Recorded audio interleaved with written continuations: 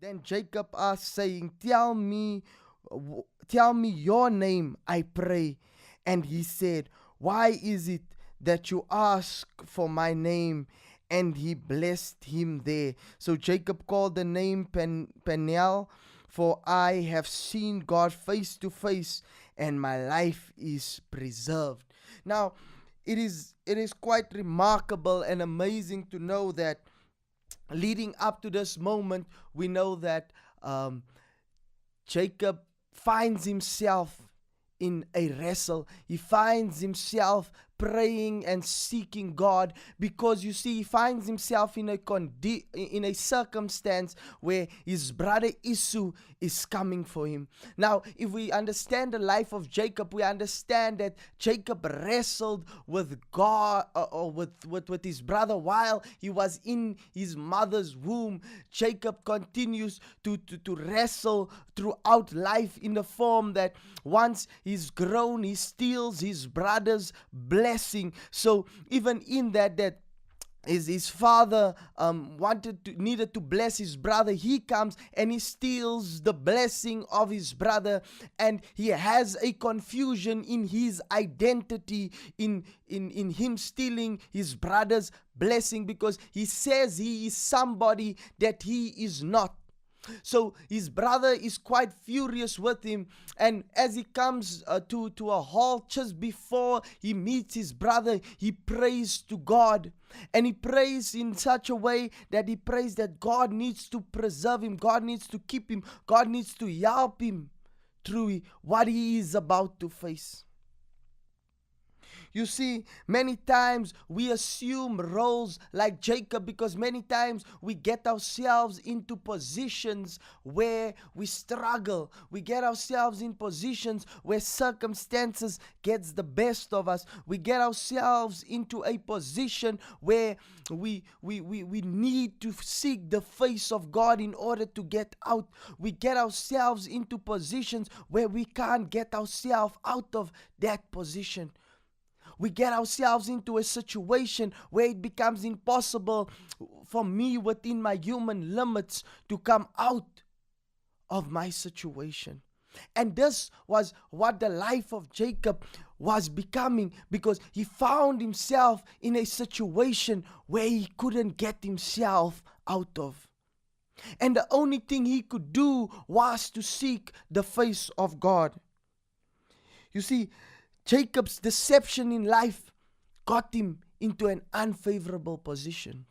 Now, overcomer, I don't know what position you have gotten yourself into, nor do I know what condition your life has driven you into, because many times we find ourselves caught up in things that are far beyond us. Many times we get ourselves caught up in unfavorable positions. I think about a soccer team or a soccer player per se, and if you are assigned a specific role as a goalkeeper, you find yourself out of position should the team counter attack and a goal is scored if you are not in the post. Your position as a goalkeeper is to guard the post. And sometimes in life, we find ourselves in positions and in places where we are not meant to be. But how many of you know sometimes God places you in that position for a purpose to be fulfilled? You see, Jacob's situation and his position, once he prayed, we must understand, overcomer, that he finds himself in a position where they're about to cross the brook. And he sends his family, so that means he gets to a place of loneliness. And then he sends all his possessions over, because the Bible declares here he sends everything that he has. So he empties himself. And as he's emptying himself, he's getting ready for something. He's getting ready to encounter someone. And we see this become evident in that we see that as he is alone. And sometimes you need to get alone. You need to get into a place of isolation, because there is certain things that you need to do or do or be where people is not a factor, a contributing factor, where it can just be you. The songwriter says, can it just be me and you, Jesus? Can it just be me and you alone? Because sometimes in life, like Jacob, we need to get ourselves in places of loneliness. Because it is in a place of loneliness that God shows up. I know I am speaking to somebody out there, because you know that time when you were alone in a situation when everybody around you was asleep, everybody around you was gone, and it was just you and your God. Because at that moment in time, God made himself evident in your life. So now we see that his life is woven together and his life is painted together for the purpose of God to show up. You see, his life wasn't only about wrestling with circumstances, but he also wrestled with his brother. So he had a wrestle in life. His life was a wrestling match, because while he was even in his mother's womb, his life was a wrestling match. But God had a purpose in his life. Every single moment in his life served a greater purpose, because he was preparing for the biggest wrestling match in his life, and that was to wrestle with God. You see, in your wrestle with God, God would often allow you to wrestle with him. God would allow you to complain to him. God would allow you to throw your tantrums. God would allow you to be angry. But God would also allow you to understand that he knows what is best for you. That if he could fashion the world together and hold the world together, how much more can he hold your life together? And this is where we see the life of Job come into play. Because you see, Job is also a perfect example of somebody that wrestled with God. And the difference between Job and Jacob is that Jacob had a series. So his trials or his tragedies would stop, and then it will continue again, and it will stop. Job had a continuous life of tragedy. Because you see, it's one thing to lose your child in one day and lose everything you have in one day.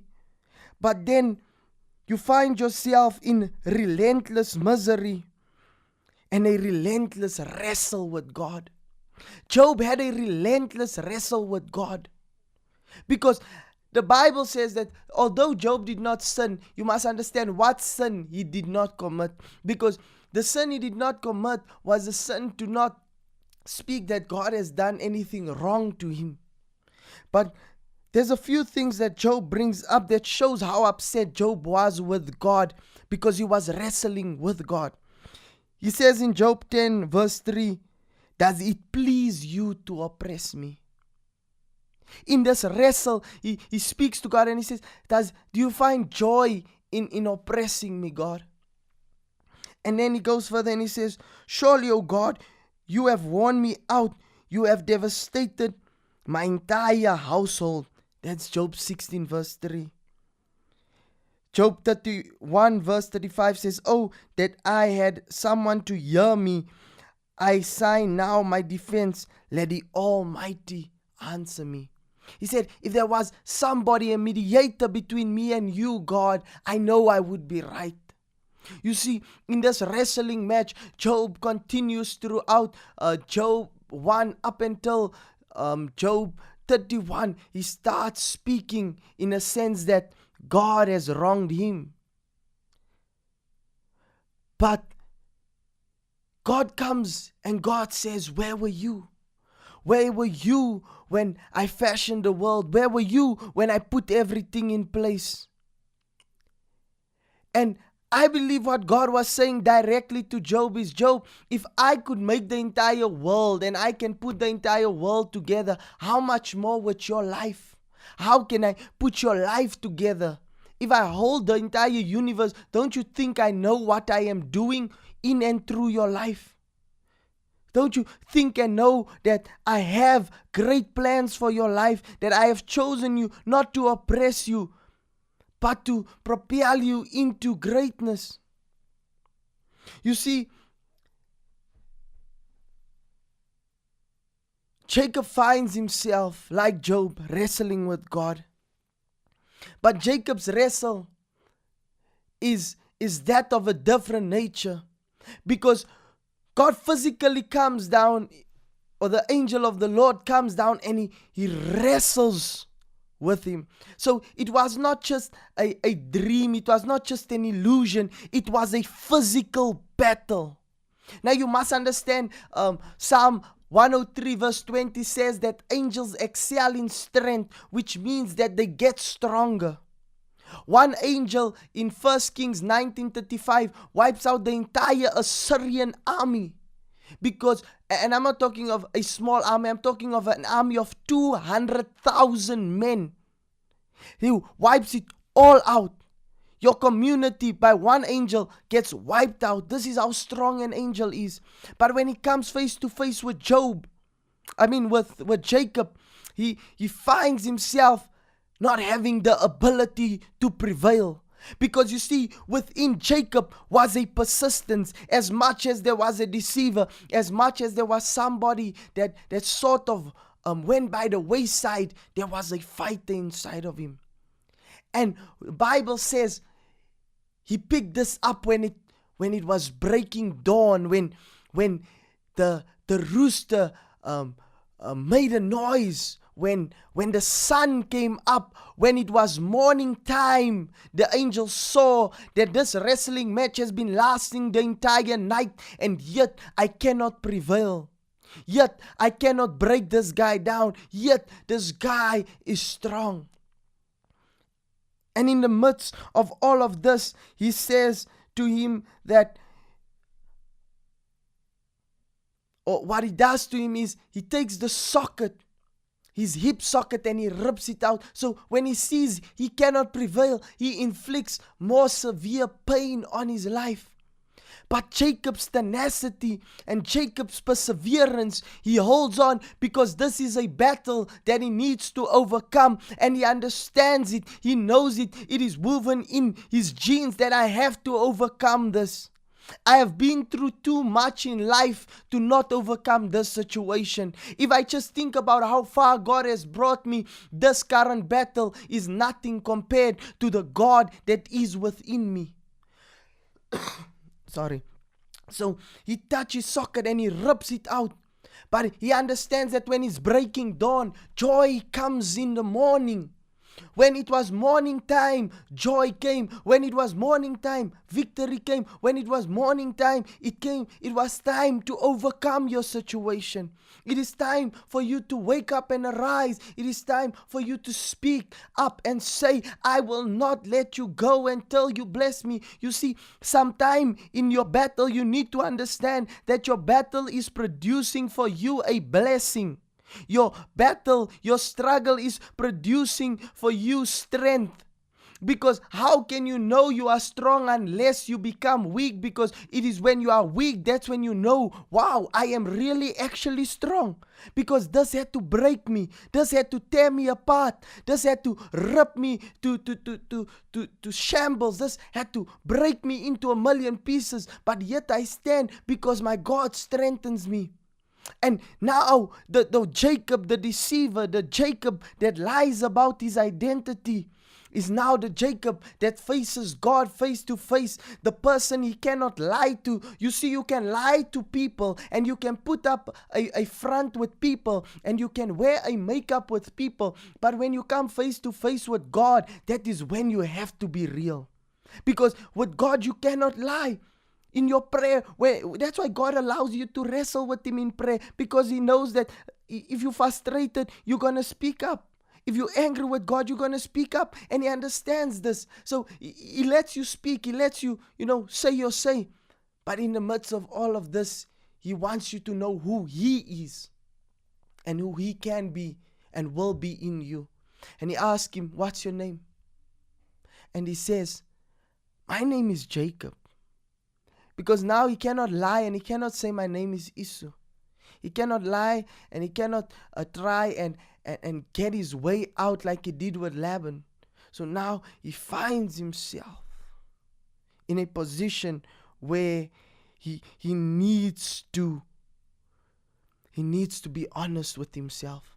And I want us today to do a serious reality check and be real with yourself. Be real with your situation and be upfront with God.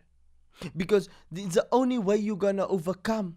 Because in the midst of the struggle, there is a blessing. In the midst of the struggle, there is a lesson. In the midst of the struggle, God knows what He is doing and what He's going to accomplish. You must understand the angel of the Lord could have ripped Jacob apart. So when the Bible says he could not prevail, it was not in a sense that he could not break him to pieces. It was to withhold himself from breaking him to pieces. So God will not put a circumstance on your life that has to break you or tear you apart. So He will not give you something that you cannot bear. Your cross is never heavy and your cross is never light. Your cross is just perfect. It reminds me of a story of one man that got a vision that he complained to God about his cross. And then God took him in a room with many crosses and He said, go and choose for yourself a cross. And as he came in, he saw some crosses was so light, some crosses was so heavy, and he wanted to bear the lighter cross. But then God said to him, if you choose this cross, you will choose a lesser blessing. Because with a small light cross comes a small blessing. But with a big cross comes big blessings. But can you bear that big cross? That's why I gave you the perfect cross. So the cross you bear today is a perfect cross for you to overcome. God has given you your cross. Bear it well. And as we look at Jacob's life, we see an identity shift. Because he is now not only someone that has wrestled with God and wrestled with men, but he is somebody that prevailed. He is somebody that has overcome. So in the midst of your condition, in the midst of your work situation, in the midst of whatever you're facing, trust in Him that judges rightfully. Trust in Him that knows your heart. And as He changed from Jacob, He changed his name to Israel, which means one that has wrestled with God. But in the midst of this wrestling, he has overcome. And from him came the great nation. So today, overcomer, know this and know this well, that the God that has placed this struggle on you, this cross on you, is not the God that seeks to break you, but seeks to elevate you. So as we go and journey to meet Him, let us now seek His face daily and know that in the midst of all trials and at the breaking of dawn, we will prevail. God bless.